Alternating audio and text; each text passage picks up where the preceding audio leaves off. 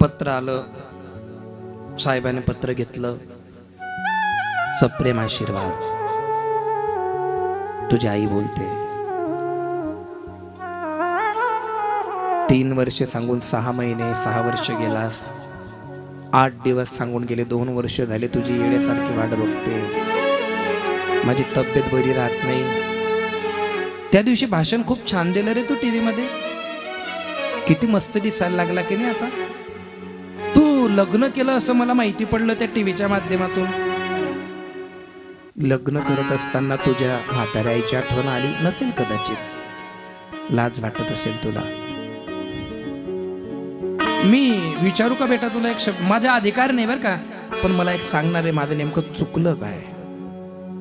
शेती विकून तुला ते पैसे दिले हे चुकलं का? तुला मेथीचे लाडू देऊ शकले नाही म्हणून महिनाभर मी उपवाशी राहिली हे चुकलं का? बाप मेल्यापासून लोकांच्या नजरा चुकवून येत्या त्याच्या शेतात कामं करून लाज लज्जा बाजूला ठेवून तुझ्यासाठी मी जगत राहिली हे चुकलं का? तुझ्यासाठी पोट फाडून तुला जग दाखवलं हे चुकलं? जरा सांग ना,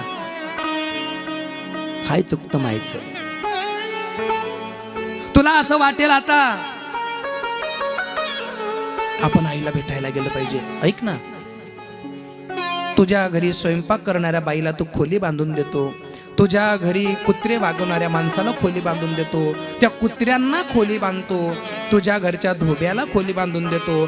ड्रायव्हरला खोली बांधून देतो. वाईट नको वाटू देऊ.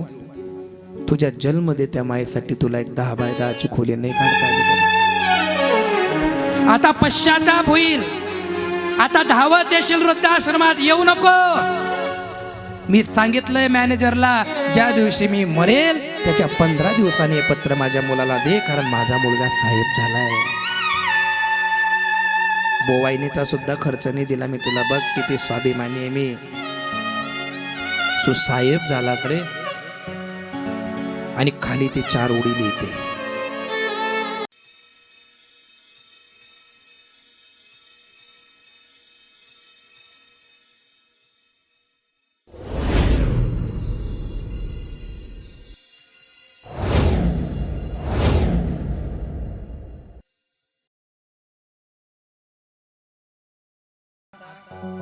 मी जे सांगतोय त्याच्याकडे तत्वनिष्ठेने लक्ष द्या. मी परवाच्या दिवशी तुम्हाला बोलून गेलो होतो की मूर्ख पिता अपने बेटे के लिए धन कमाता है और अच्छा पिता अपने बेटे के लिए संस्कार कमाता है. आलं का लक्षामध्ये?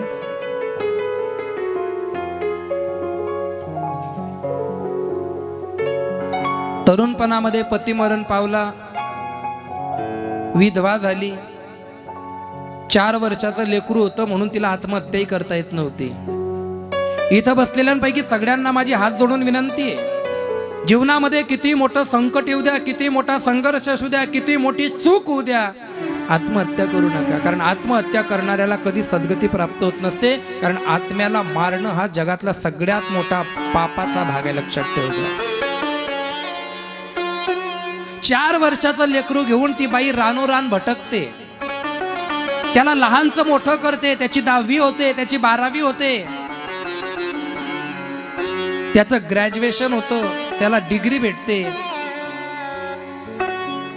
आणि डिग्री भेटल्याच्या नंतर एक दिवस तो मुलगा घरी येऊन त्याच्या आईजवळ डोळ्यात पाणी घेऊन बसतो. आईने त्याला विचारलं की बेटा का रडतोयस? माणसांना लक्ष देऊन ऐक जा. आजपर्यंत कथाकाराने आईचं तोंड भरून वर्णन केलं. गायकांनी आईचे गाणे म्हटले. देवाने आईचं वर्णन केलं. संतांनी आईचं वर्णन केलं. पण जो बाप मरेपर्यंत आपल्या मुलासाठी कष्ट देह करतो त्या बापाकडे मात्र अजूनही कोणाचं लक्ष जात नाही. हेमू दादा, रामचंद्र वनवासाला गेले तेव्हा रडत असताना कौशल्याने जीव सोडला का राजा दशरथाने? रामासाठी माय मेली की बाप? कृष्ण भगवंताचा जीव वाचावा म्हणून डोक्यावर घेऊन वसुदेव नावाचा बाप गेला, देवकी नावाची माय नाही गेलेली, लक्षात ठेव जा. या बापाला रडता येत नाही, या बापाला बोलता येत नाही, याला मुलांना जवळ घेऊन कोरवाडता येत नाही. हे तुम्हाला जमतं ती चांगली गोष्ट आहे, पण बापाचं महत्व समाजात खूप कमी होत चाललंय. सगळ्या महिलांनी एका शब्दात मला उत्तर द्यायचंय, काय मी खोटं बोलतोय? तुमच्या बापाची परिस्थिती नव्हती, चांगलं स्थळ आलं म्हणून 10 लाख रुपये कर्ज करण्याची हिंमत ठेवतो, त्याचं नाव काय? बाप आहे. किराण्यावाल्याच्या पाया पडतो तो, बँडवाल्याच्या पाया पडतो तो. माझ्या मुलीच्या लग्नामध्ये विघ्न येऊ नये म्हणून भाऊबंदकीच्या 65 लोकांच्या पाया पडतो. भाऊ, माझ्या मुलीचं लग्न जरा सांभाळून घ्या, त्याचं नाव. बहिणी, तुम्हाला सांगू, तुमच्या लग्नामध्ये 3 लाखाचा बस्ता तुमच्या बापाने फाडला, पण त्याचं धोतर मात्र फाटलेलं होतं, हे लक्षात ठेव जा. काबाड कष्ट करतो, स्वतः झिंजतो, त्याची पाठ दुखते, त्याची मान दुखते, त्याचे हाडं दुखता, पण तरी सुद्धा परिवारासाठी असा खंबीर उभा राहतो, त्याचं नाव म्हणजे बाप आहे.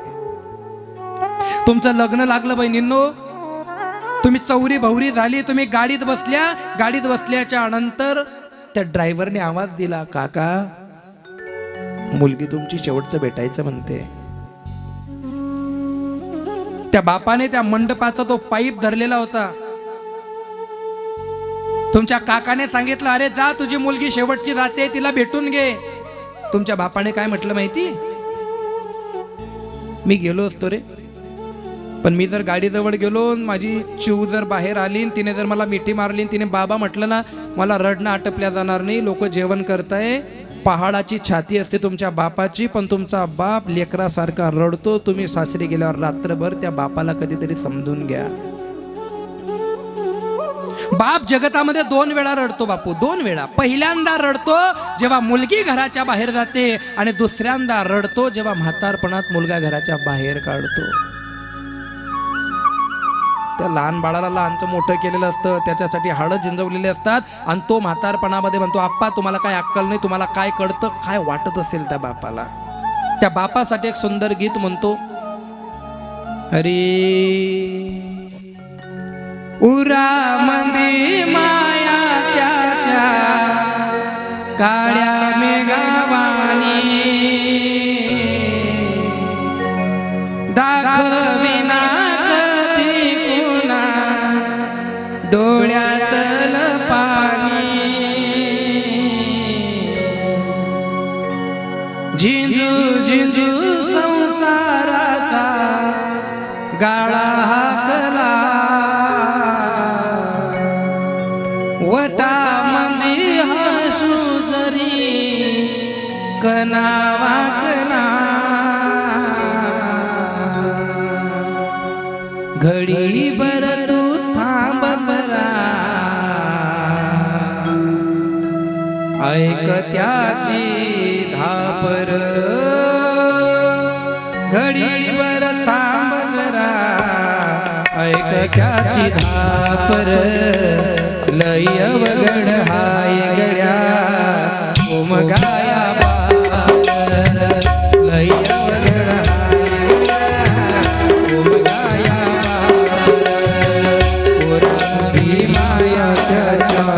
काळ्या मेघावानी दाखविना कधी पुन्हा डोळ्यातल पाणी, जिजू जिजू संसाराचा काळा हाकला, वटामंदी हसू त्याचा कणा वाकला, घडीभर थांब जरा, ऐक त्याची दापर, घडीभर थांब जरा, ऐक त्याची दापर, लई अवघड आहे गड्या उमगाया बापर, लई अवघड आहे गड्या उमगाया बापर.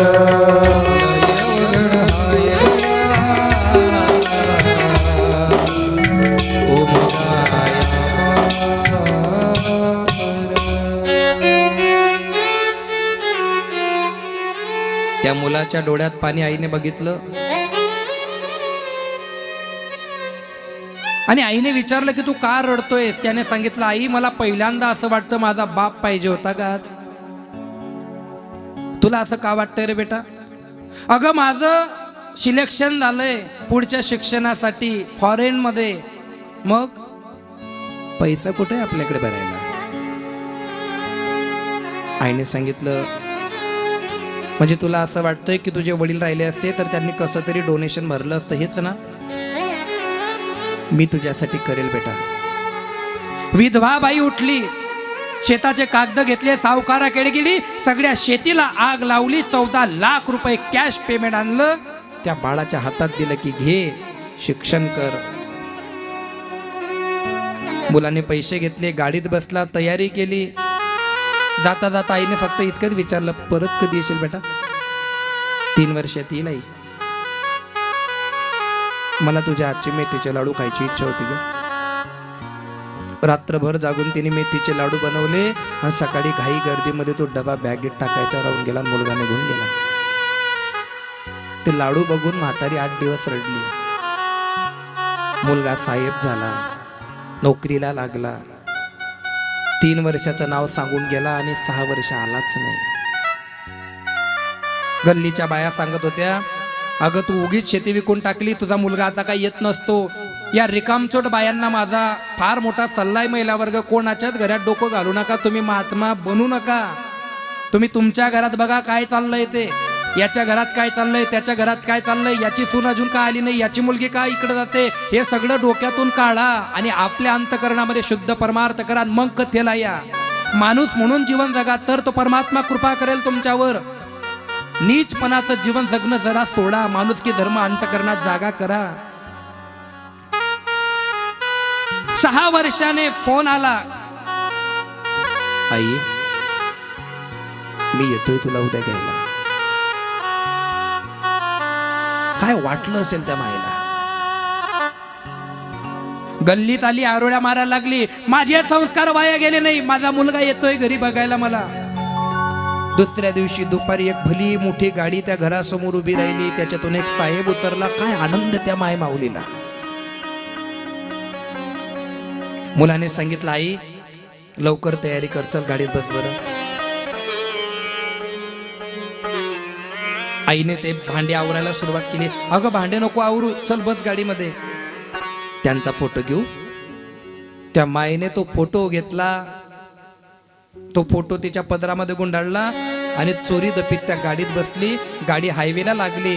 मुलाने फोन कानाला लावला आणि सांगितलं की ठीक आहे, ओके चालेल, इतकंच बोलला आणि गाडी थांबली वृद्धाश्रमाच्या बाहेर. आई अडाणी होती. आई मला थोडं दुसऱ्या देशात जावं लागतंय ग, मी तुला घेऊन जाऊ शकत नाही, तू 8 दिवस माझ्या मित्राकडे थांबशील. 6 वर्ष थांबले तुझ्या विना, पण आता 8 दिवसाचं नाव करून गायब नको बर का, म्हातारपण आहे. वृद्धाश्रमात गेलो होतो. वृद्धाश्रमात कीर्तन संपलं, एक म्हातारी बसली होती. महाराज हा माझ्या मुलाचा नंबर आहे, त्याला एक निरोप देणार का हो? माझी तब्येत बरी राहत नाही, माझी शेवटची इच्छा आहे, मला वृद्धाश्रमात मरायचं नाहीये. काय चुकतं त्या मायबापाचं मला सांगा ना जरा, इथं कोणी विद्वान असेल तर. हाडाचे काळ रक्ताचं पाणी करतात, तुमच्या अंगात 1000 रुपयाचे कपडे घालून स्वतः फाटलेलं बनेन घालतात आणि हा दिवस दाखवता तुम्ही त्यांना. आणि मग ती वृद्धाश्रमाच्या बाहेर गाडी थांबली. म्हातारी गाडीतून उतरली. याने 10 लाख रुपये त्या मॅनेजरच्या हातात दिले आणि सांगितलं, ए बाबा आता मला परत फोन लावू नको बरं का. हे स्पष्ट त्या माईने कानाने ऐकलं. ऐसी कळवळ्याची जाती करी लाभाविन पोटी, पोटी भार वाहे त्याचे सर्वस्व ही साहे. गठोडा हातात घेतलं, कडून चुकलं की हे घर नाही, वृद्धाश्रम आहे. 2 वर्ष निघून गेले, मुलगा आला नाही. आणि 14 फेब्रुवारीचा दिवस उगवला, जो काल आपण बघितला. 14 फेब्रुवारीला सगळे लोक जेवायला बसले होते आणि हॉलमध्ये टीव्ही लागली आणि टीव्हीवरती अचानक कोणीतरी बोलू लागलं, मातृपितृ दिनाच्या हार्दिक शुभेच्छा तुम्हा सर्वांना. म्हातारीने डोळे वर करून बघितलं तर तिचा मुलगा बोलत होता. आई वडिलांची सेवा केली पाहिजे, ते आपले जन्मदाते असतात, असं तो मुलगा बोलत होता. म्हातारीने तो मुलगा बघितला, आतून आनंद झाला की कोणाला सांगू आणि कोणाला नाही. अरे हा साहेब माझा मुलगा आहे. पण तोंडातले शब्द तोंडात ठेवले. लोक म्हणतील एवढा मोठा साहेब मायला वागवत नाही, मुलाचा अपमान होईल, म्हणून अंतकाळात सुद्धा त्या मायने तोंडातून शब्द बाहेर काढला नाही. याला मायचं प्रेम म्हणतात. तिने तशीच उठली, ताट बाजूला केलं, आपला पदर तोंडामध्ये खोपसला. मॅनेजर साहेब,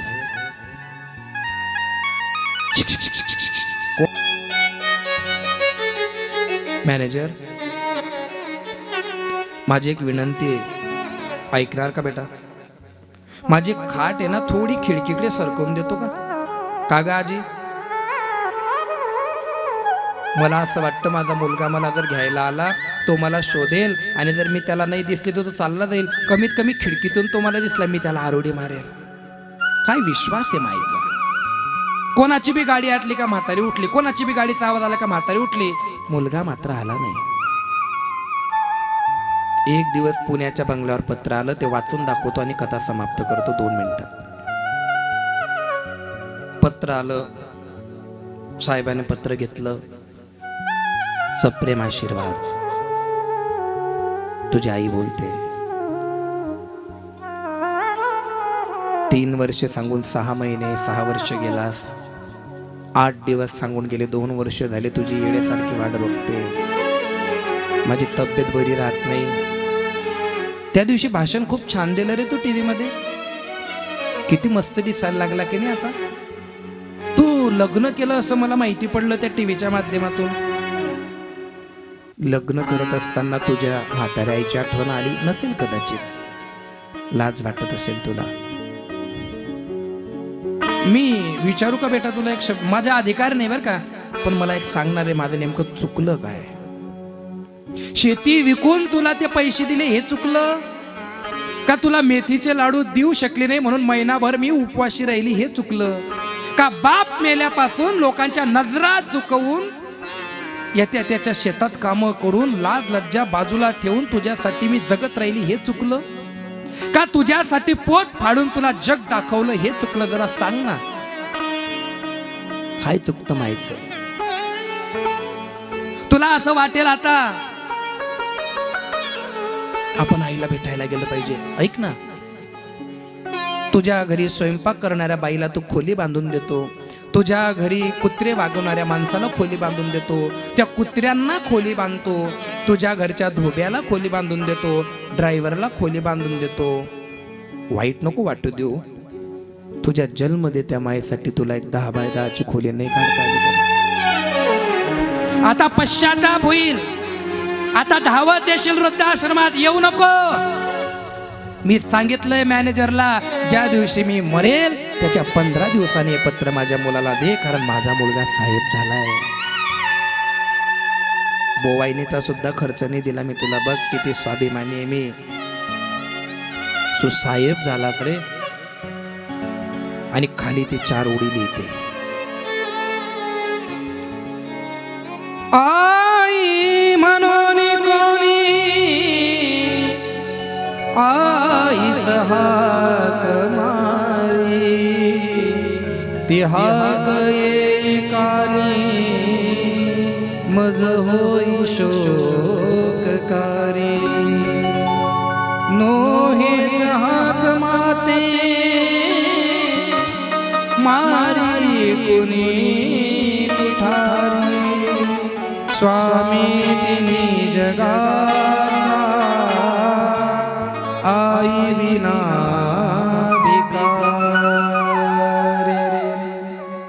कौन भला दुनिया में माँ की जगाने सका.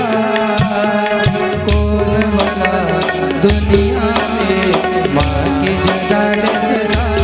कोई कह दे क्या होती है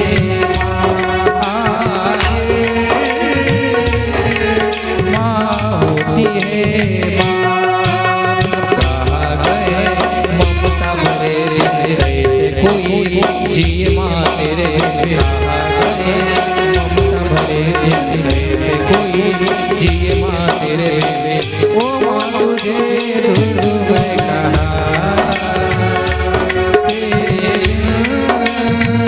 सुना है जहाँ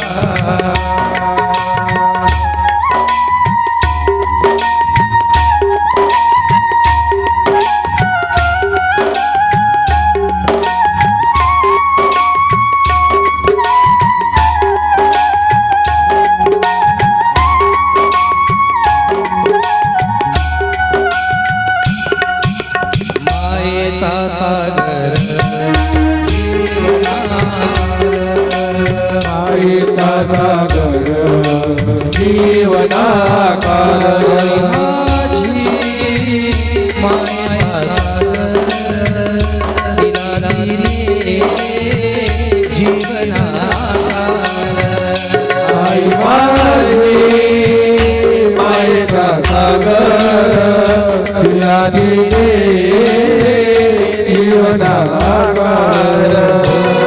आई वडील माझे थोर काय सांगू त्याचे उपकार जीवनाच्या वाटेवरती किती असतो त्याचा आधार आई माझे मायेचा सागर तुला दिले जीवनाकार तडपत्या उन्हात रखरखत्या रानात तडपत्या उन्हात आणि रखरखत्या रानात राहील समाजासाठी तू कष्टाच्या घामात राहिली समाजासाठी तू कष्टाच्या कामात कधी मिळेल मुठभर घास कधी घडेल तुला उपवास कोण्या मातीतून जगताना तुडविले काट्याने फास आई माझे मायेचा सागर तुला दिले जीवनाकार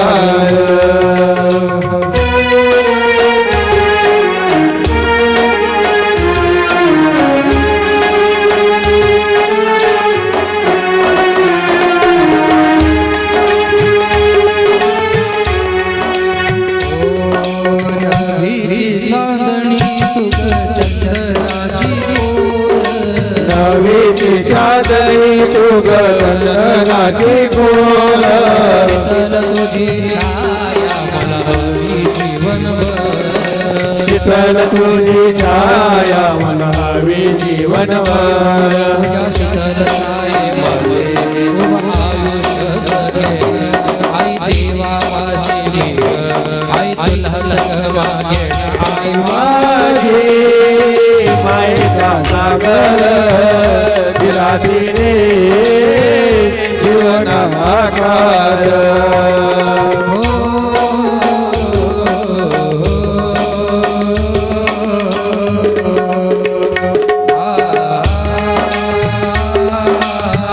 तू कितनी अच्छी है तू कितनी प्यारी है प्यारी प्यारी है ओ माँ ओ माँ ओ माँ ओ माँ ओ ये जो दुनिया है बन है कांटों का तू फुलवारी है ओ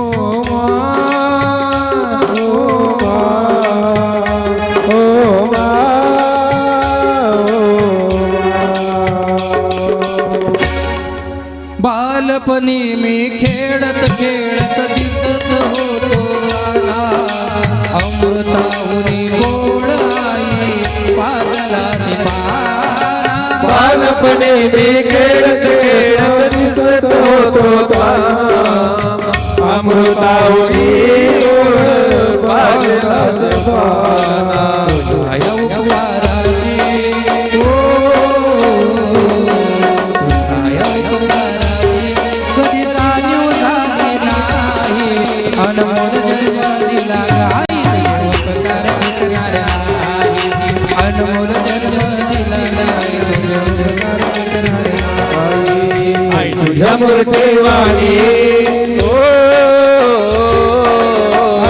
मूर्तीवाणी या जगात मूर्ती नाही अनमोल जन्म दिला गाई उपकार भेटणार नाही अनमोल जन्म दिला गाई उपकार भेटणार नाही शाळेतून घरी येताना कधी उशीर मला होई गल्लोगल्ली पाहत फिरते मला तुझा शाळेतून घरी येताना उशीर मला होई गल्लो गल्ली पाहत फिरते मला तुझा या प्रेमाची तुझ्या या प्रेमाची कधी जाणीव झाली नाही अनमोल जन्म दिला गाई उपकार भेटणार नाही अनमोल जन्म दिला गाई उपकार भेटणार नाही आई तुझ्या मूर्तीवाणी आई तुझ्यावरती वाणी या जगात वरती नाही अनमोल जन्म दिला गाय तुझे उपकार भेटणार नाही अनमोल जन्म दिला गाय तुझे उपकार भेटणार नाही अनमोल जन्म दिला गाई तुझे उपकार फिटणार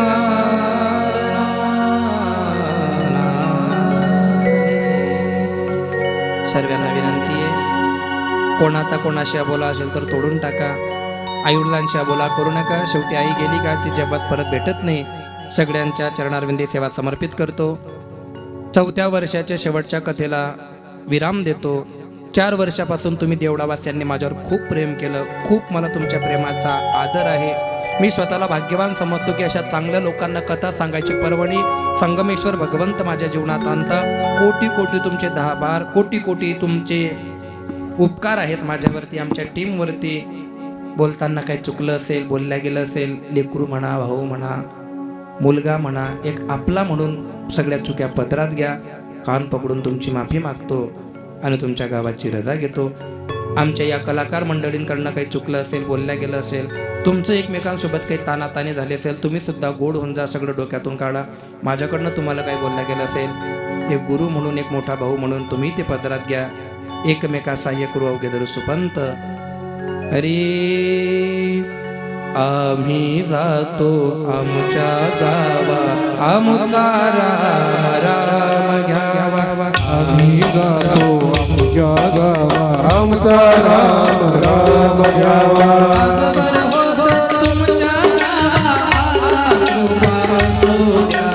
अजून होतो तुमच्या गावा कृपा असू द्यावी.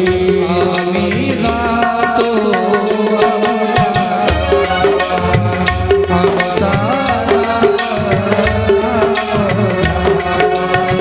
आम्ही जातो आमच्या गावा आमच्या राम राम गावा.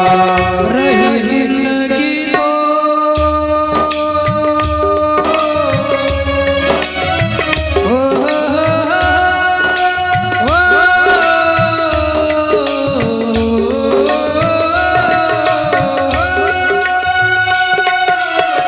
रही जिंदगी तो मिले दोबारा, रही जिंदगी तो मिले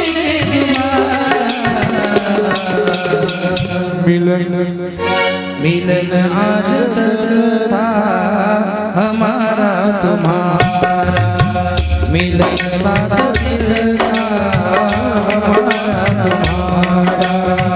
मिलन साथ दिन का हमारा तुम्हारा मिलन साथ दिन का हमारा तुम्हारा.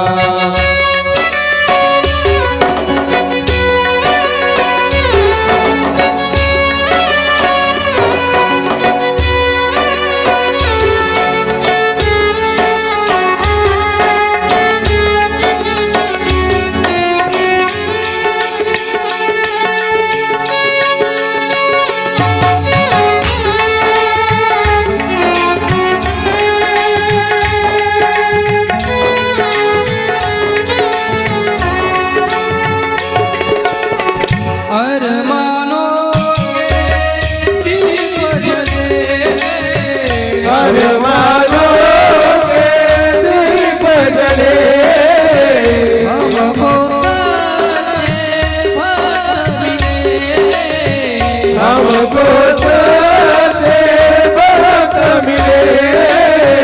फिर कब मिलेगा ऐसा नजारा, फिर कब मिलेगा ऐसा नजारा. रही जिंदगी तो, रही जिंदगी तो मिलेंगे दोबारा.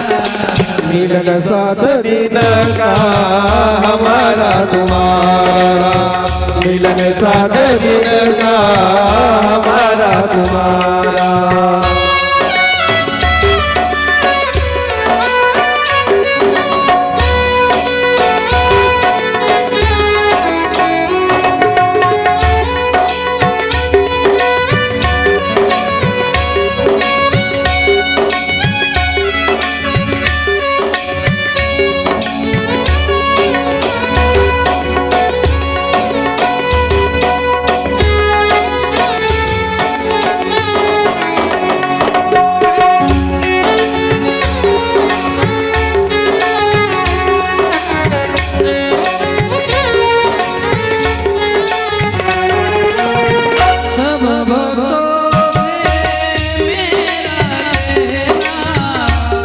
भक्तों से मेरा केला भूल चुकी भूल चुकी की माफी देना तुमसे बिछड़ना मेरा गवारा तुमसे बिछड़ना मेरा गवारा रही जिंदगी तो रही जिंदगी तो मिलेंगे दोबारा मिलन साथ दिन का हमारा तुम्हारा मिलन साथ दिन का हमारा तुम्हारा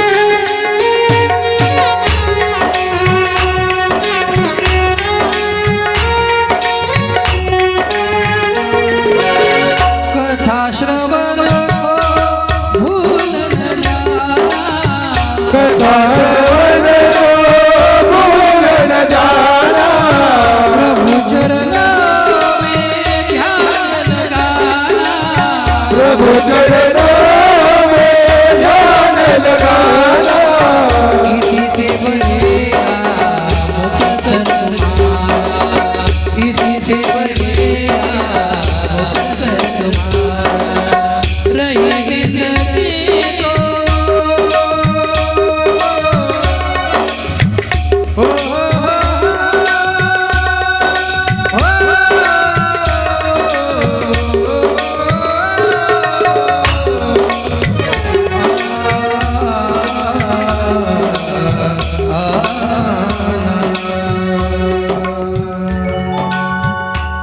मिलन आज तक था हमारा तुम्हारा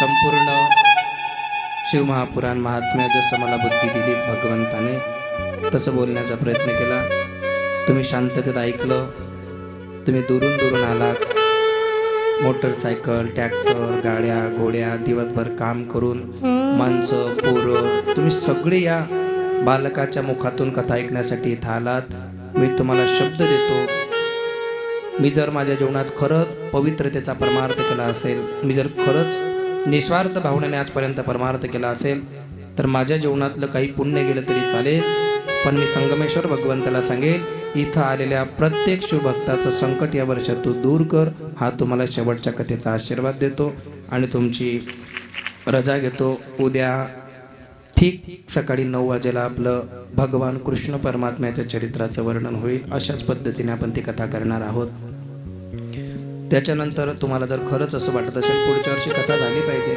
मी संगमेश्वराची शपथ घेऊन सांगतो मला तुमच्याकडनं लाभलो काहीच नकोय फक्त असं धर्मकार्य करत राहा कारण आम्ही वरच्या लेवलला हे धर्मकार्य बघतो की माझा धर्म जागतोय माझा सनातनी जागतोय माझे मुलं मुली चांगल्या संस्कृतीला लागताय म्हणून इथं येऊन हे प्रबोधन करण्याचा मी प्रयत्न करतो इथं जमलेले सगळे म्हातारे लोक यांना माझी विनंती आहे तुम्ही तुमचा अनुभव इथं जमलेले सगळे पोरं तरुण मित्रमंडळ पोरांनो धर्मकार्याला जोडा कमिटीला मदत करा कमिटीने जास्तीत जास्त इंटरेस्ट घेऊन या गोष्टीकडे पदार्पण करा जास्तीत जास्त महिला वर्गांनी एक काम करायचंय उद्याच्या दिवशी येताना डोक्यात घेऊन या की तुम्हाला काय सेवा करायची आहे तिकडे मागे टेबल असेल तिथं जाऊन विचारा की कोणती सेवा शिल्लक आहे आणि माझ्या धर्मासाठी माझ्या येणाऱ्या पिढीसाठी महाराज मी दिवसाला 10 रुपये काढू शकते असा मानस करा जर इथं बसलेल्यांपैकी 100 बायांनी जरी रोज 10 रुपये काढले ना तर दिवसाला तुमचे 10 रुपये आणि वर्षाला ते 3300 रुपये होतील 3300 मधले 300 बाजूला करून घ्या फक्त 3000 रुपये जरी आपण वर्षाला 100 बायांनी दिले ना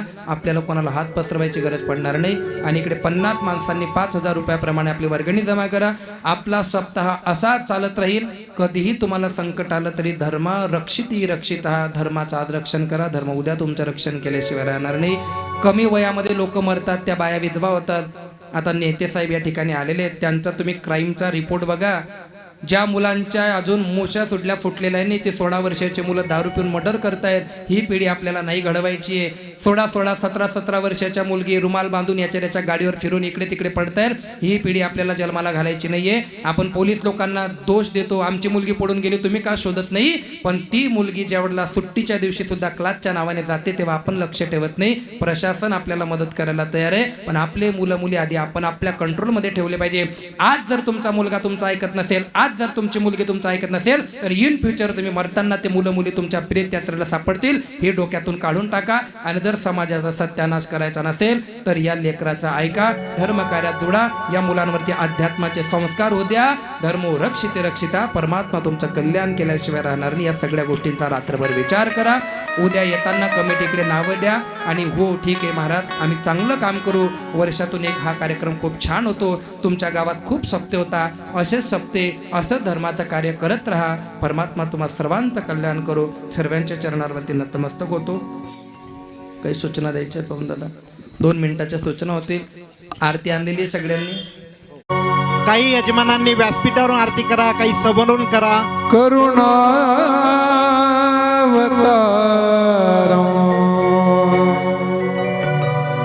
संसार सारो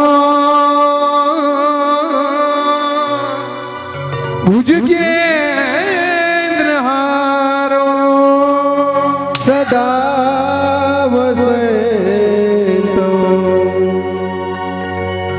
हृदया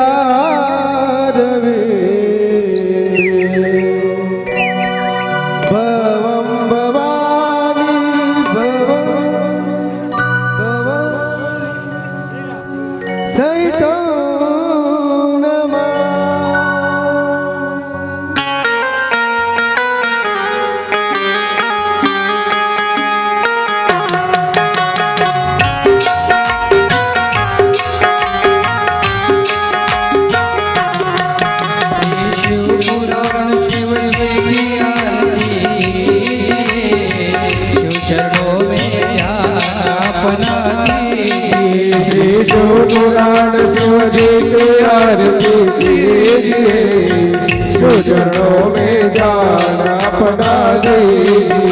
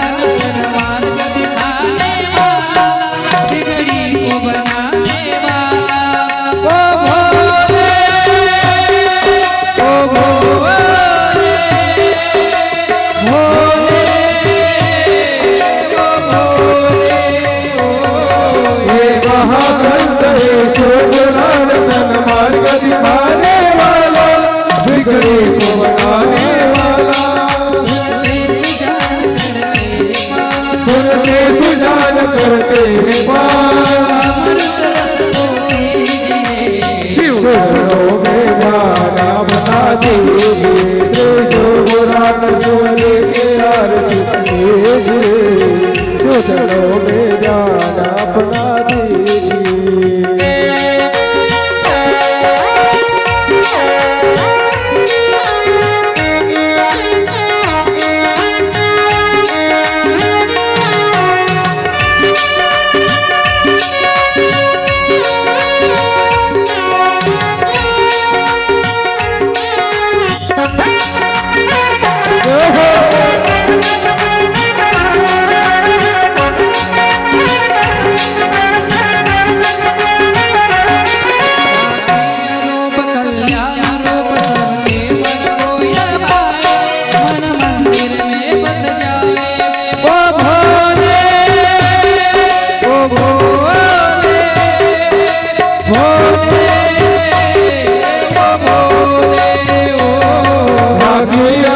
कल्याण रूप सबके मन को ये भाए, मन मंदिर में बस जाए।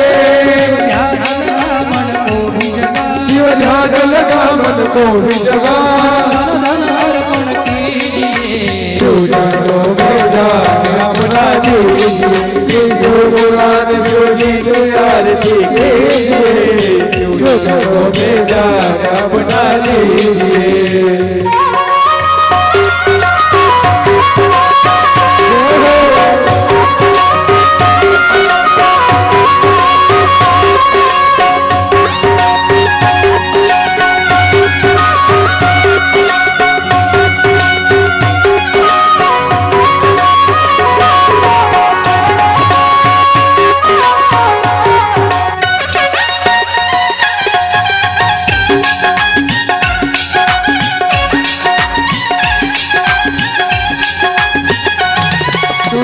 हजार श्लोकों को गारे पावन ग्रंथ कहलाए शिव की महिमा बतलाए ओ भोले ओ भोले भोले ओ भोले चौबीस हजार लोगों का सारे पावन व्रत आए ज्योति महिमा बतलाए हो जा मुनि ऋषियों को जी हो जा मुनि ऋषियों को जी कामन फल को लीजिए शिव चरणों में जाना अपना दीजिए शिव पुराण शिवजी की आरती कीजिए शिव चरणों में जाना अपना दीजिए शिव चरणों में जाना अपना दीजिए शिव चरणों में जाना अपना दीजिए कर्पूर गौरव करुणावतार संसारधार उद्गीतहार सदा वदन हृदयारविन्दे भव भवानी सहितं नमामि हर हर शंभो शंभो शिव हर हर शंभो वंदे चरण डोळ्यान पाहिन रूप प्रेमे ऐकन आनंद भोजन भाग्यो वाढीन मनी नमा त्वमेव माता पिता त्वमेव बंधु सखा त्वमेव विद्याधरं त्वमेव सर्वं ममैव देव कायेन वाचा मनेन्द्रियेण मा बुद्ध्यात्मना वा प्रकृति स्वभाव करोमि यज्ञं सकलं परस्मै नारायणासि समर्पयामि अच्युतं केशवं नारायणं कृष्णदामोदरं वासुदेवं श्रीधरं माधवं गोपिका वल्लभं जानकी नायकं रामचन्द्रं भज हरे राम राम राम हरे कृष्ण कृष्ण कृष्ण हरे हरे राम राम राम हरे हरे कृष्ण कृष्ण